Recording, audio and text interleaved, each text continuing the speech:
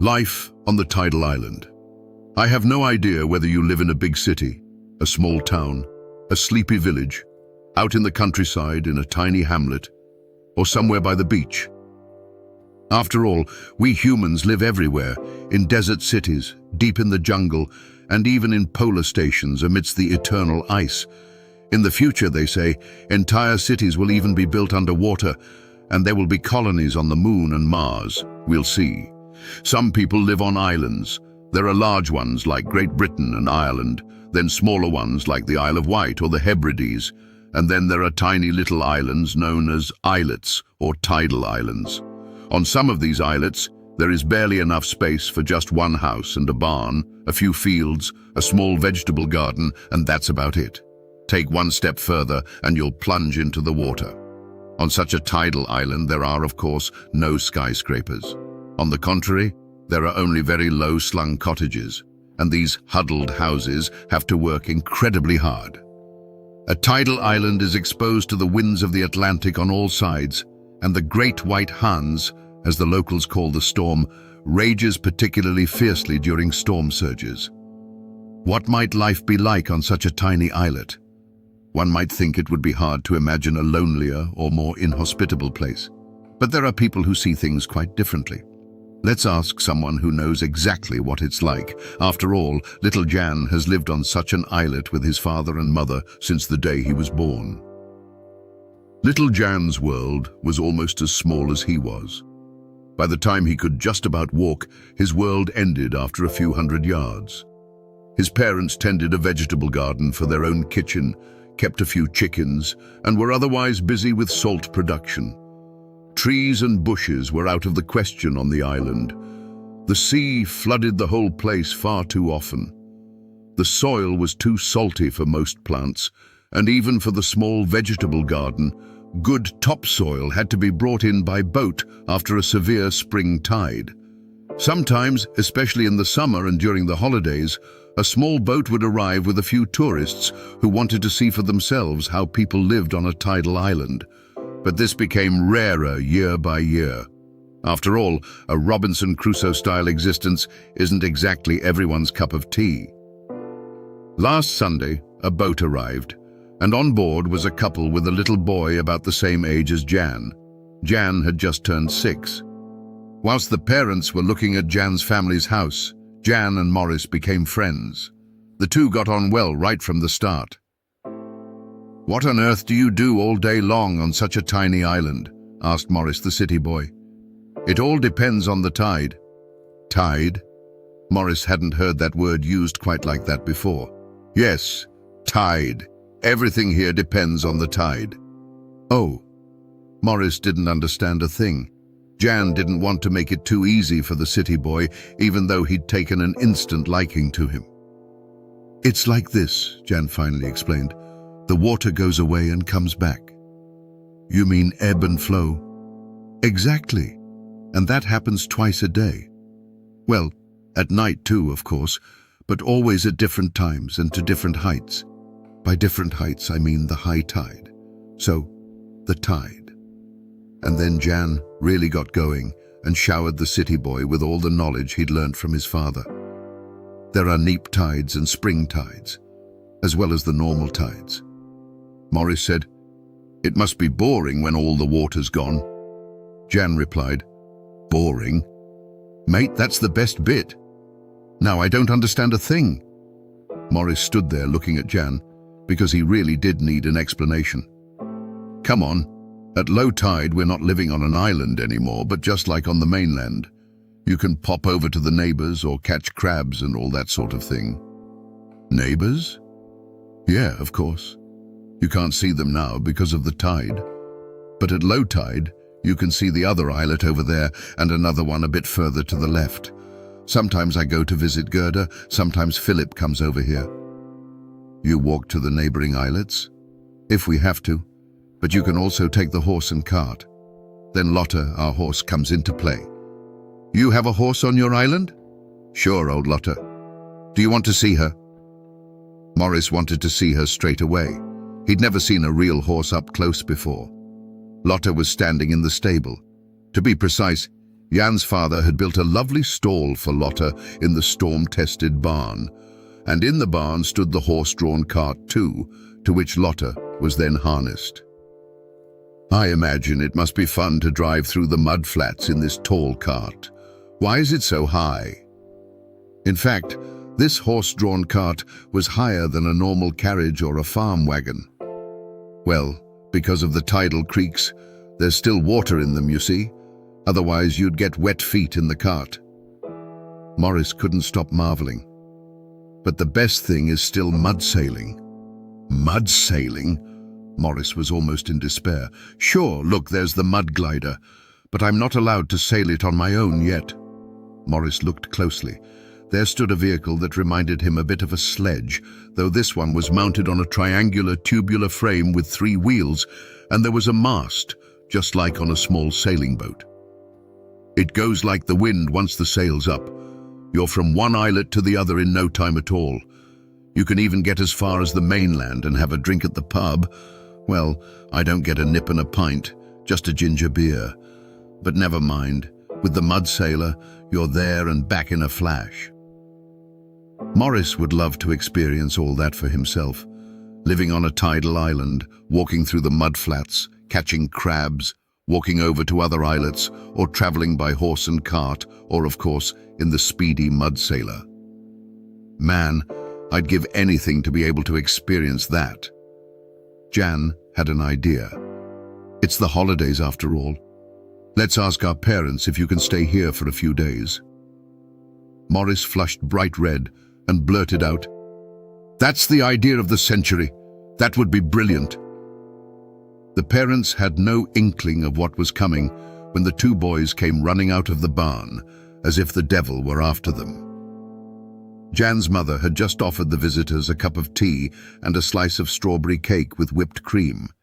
They were talking about life on a tidal island when the 2 boys burst excitedly into the parlor.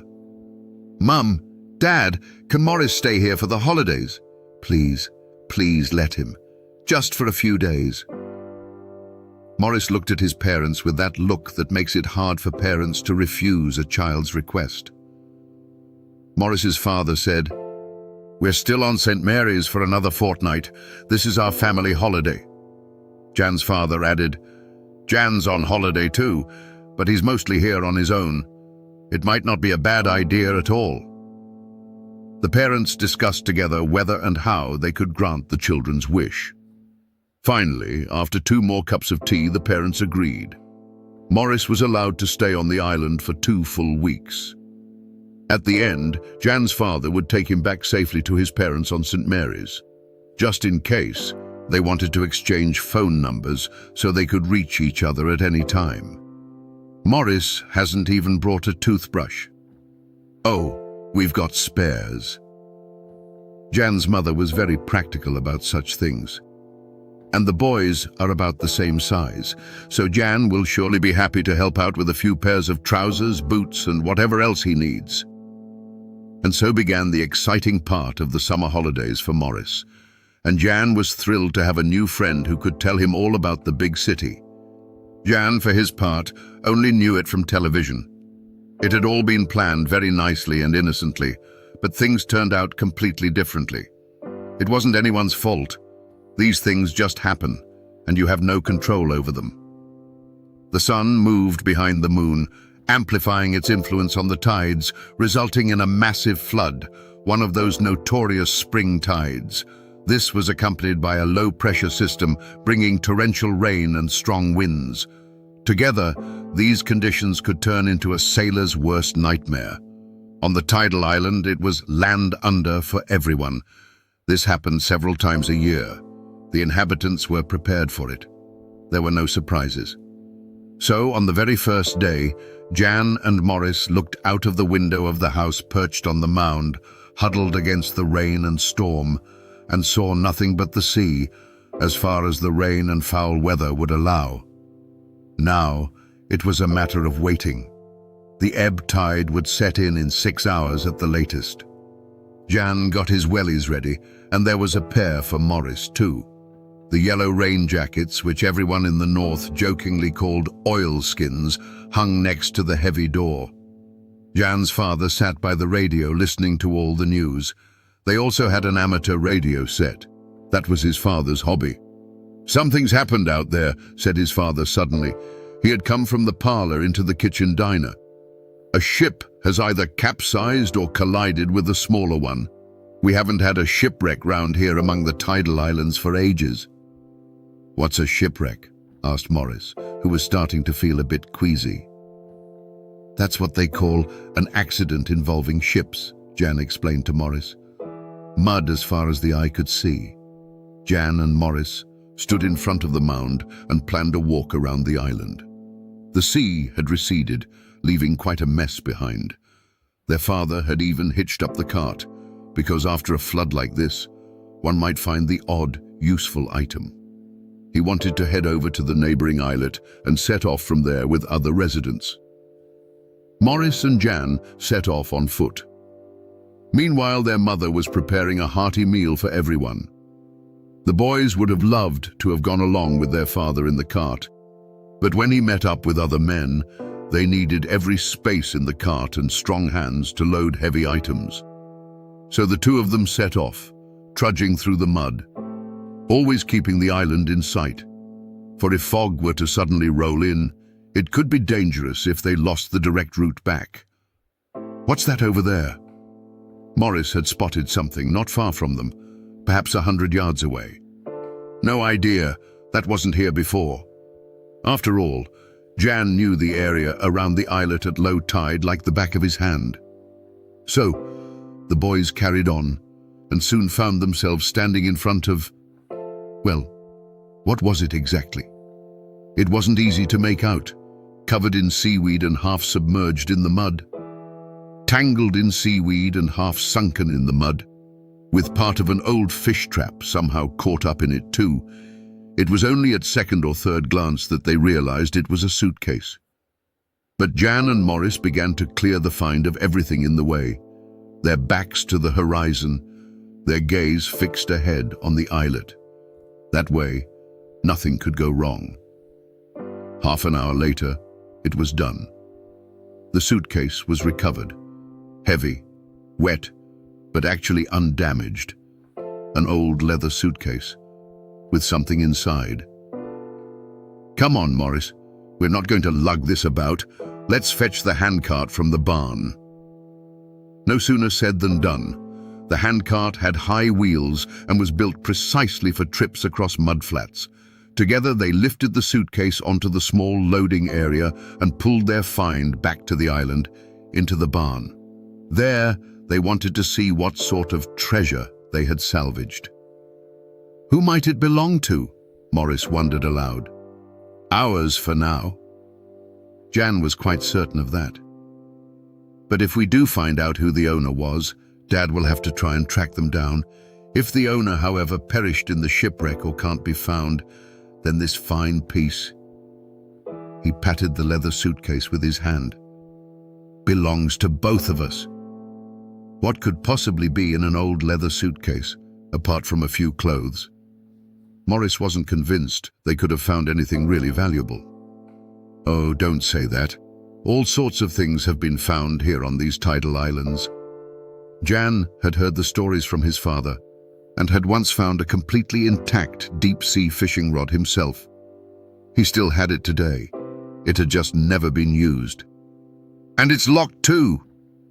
Well, that was bad luck. 2 suitcase locks came into view beneath the 2 leather straps, and of course there was no sign of a key anywhere to be seen. We'll sort that out in a jiffy. Jan knew his way around his father's tools well, and with a bit of ingenuity and a chisel, he quickly pried the locks open. Now, nothing stood in the way of opening the mysterious find. They opened it together and stared at the contents. That can't be right. Then why is it so heavy? The 2 boys were baffled. The case was empty, and yet the 2 of them had struggled to hoist it onto the loading area of the handcart. Something's not right here. Jan had regained his composure. He closed the lid of the leather case again with some effort and tried to lift the case on his own. However, he couldn't manage it.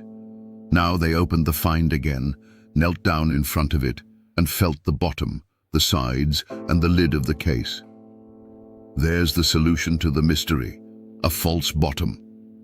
Morris could clearly feel that the base, the lid, and the sides had been tampered with.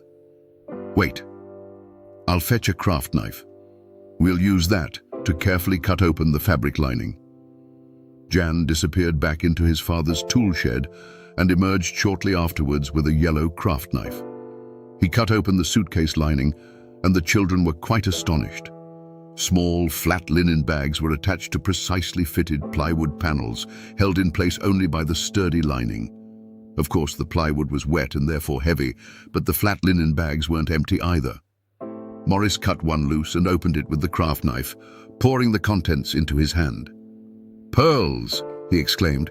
"Look, there are pearls in the linen pouches."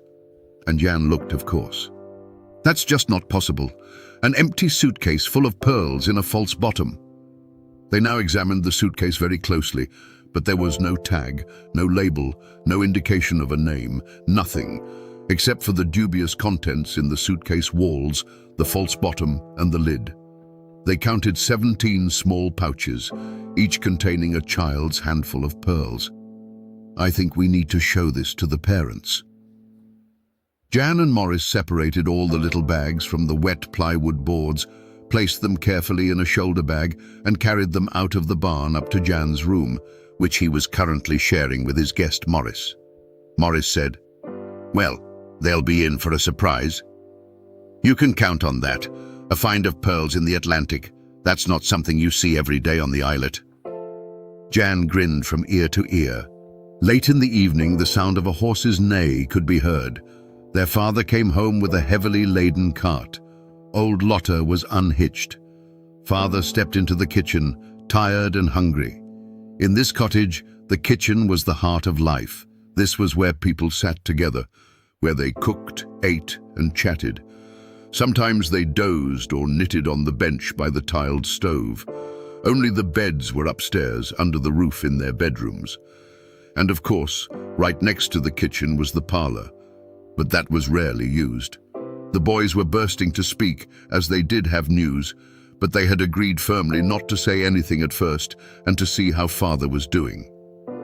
"Well, you look completely exhausted. What on earth happened?" Mother opened the conversation over a hot stew. Slowly, Father began to tell his story. There had indeed been an accident. Out at the Sound, 2 smugglers must have collided in the dead of night and fog, and their attempts to free themselves from each other drove them out into the Sound. The Coast Guard recovered 4 bodies. One ship was apparently full of cigarettes and loose tobacco. In any case, the cargo has spilled into the sea and become completely unusable. The lifeboats have broken apart, but I managed to load a few usable items onto the cart. We'll have to sort through them properly tomorrow. The father carried on eating. Then he looked at the silent boys, who, strangely enough, weren't asking any questions at all. Jan usually bombarded him with questions and comments and wanted to know every single detail, but nothing. That struck the father as suspicious. "And how did it go for you two? Did you wander through the mud?" "Oh, not really far. We could still see the mound clearly." The children grinned. "We only found an old suitcase. It was empty too. Well, almost." Now they were really keeping their father in suspense. "Almost empty? An old suitcase?" "Yep, Dad. It's in the barn. We opened it. We picked the locks with one of your tools. They were really easy to pry open. Jan really tried hard not to let on anything else." "I see." Their father knew his Jan, so he tried to get something out of Morris. "Well, Morris, how was your first trip to the Mudflats? Found a suitcase that was almost empty, almost nothing in it?" "Yeah, you could say that." Morris now hemmed and hawed too. He didn't want to give anything away. Jan had just gone up to his room to fetch the shoulder bag. "Dad, the suitcase is worthless, but look what was hidden in the lining. And it even had a false bottom and a lid. That's why it was so heavy. There were plywood panels inside that were completely wet. plus the heavy, wet leather. It was only because it was so heavy that we managed to get it into the barn with the handcart at all. Now show me what you found. The father was wide awake and prepared for anything. The boys emptied the 17 little linen bags onto the dining table. Drugs, perhaps? The mother was immediately worried. We've cut one of the bags open. Look. And with that, Jan poured the contents of the bag into his father's calloused hand, watching his father's face closely. That's impossible, Pearls. The father tipped half the contents from his hand into his wife's. They really are pearls, the father added. But they can't be from here. The oyster beds are much further north, and there it's not about pearls, but the meat of the animals. To be honest, I haven't the faintest idea about pearls. What I can imagine, however, is that this might somehow have something to do with the two smugglers. One boat had the tobacco, and who knows what else, and the contents of the case were agreed as payment. We can't ask anyone about it now. The crews of both ships have drowned. The mother took the other, still sealed little bags, a pair of scissors, and opened them one by one. She carefully poured the contents into a wooden bowl. Then she began to count. There were exactly 140 round white pearls. The two boys found this suitcase. Its origin cannot be determined, so each boy should receive half. The mother was very practical and immediately thought ahead. You never know what these pearls are worth, whether it's better to sell them now and invest the money for the boys, or keep them because they'll be worth even more in the future. Who would have thought it? When I unhitched Lotte, exhausted, all I could think of was a warm dinner and then straight off to bed. Now 1,000 things are whirling round in my head. Jan, Morris, if my six senses aren't deceiving me, you've made the find of your lives today. The boys couldn't even begin to fathom that this find would turn not only their lives, but also the lives of both families completely upside down. Nothing would ever be the same as it had been yesterday. They didn't stay in the kitchen diner for much longer after that, but their father said he would ring Morris's parents first thing tomorrow and invite them to the island, or even come and collect them. Has something happened to Morris? No, everything's fine, said Jan's father on the phone. But we need to meet urgently. There's a decision to be made and I don't want to discuss it over the phone. You know what? I'll come over at low tide with the cart and pick you up. I think there's something to celebrate. You'll be amazed. The father revealed no more. He then hitched up Lotte, and as soon as the receding tide allowed, set off to pick up Morris's parents. They were already standing on the beach, right near the hotel. Hello. Hop on then. There'll be tea and cake in half an hour. The boys are looking forward to seeing you. Father remained steadfast. He had promised the boys not to let slip a word about their find during the journey. That was for the boys to do themselves. Morris's parents found it all very strange. Hopefully Morris hadn't got himself into any trouble. But what could they do? So they enjoyed the short ride across the mudflats and let the salty wind blow through their hair. From the mound, the boys could already see the cart. Soon it was standing in front of the barn. Right then, spill the beans. What have you got up to, Morris? Me, Dad? Got up to something? What on earth makes you think that? Well, Jan's dad wouldn't tell me anything on the phone, and on the way here, he was almost as tight-lipped as Lotte. The boys had to laugh, and Jan was proud that his father had kept his mouth shut. There were good reasons for that, said Jan. The tension was at its peak, at least for the boys and Morris's parents. Finally, everyone was sitting together at the large kitchen table, and in the middle stood the wooden bowl with the pearls. The children had told everything about their find, and Jan's father had added his thoughts on the matter, based on the nighttime events surrounding the accident. Jan's mother was very practical. After all, she'd had more time to think things through. I think it would be sensible to divide the find fairly among the children. Then we'll have to see whether it makes more sense to sell the pearls and invest the money, or to hold on to them for a while longer, because later, who knows, in 10 years' time, they might be worth even more than they are today. That opened the discussion among the parents. They came to the wise decision to first have the find valued to see what it was currently worth. Then they would take it from there. In any case, the two boys spent a few more wonderful days on the island.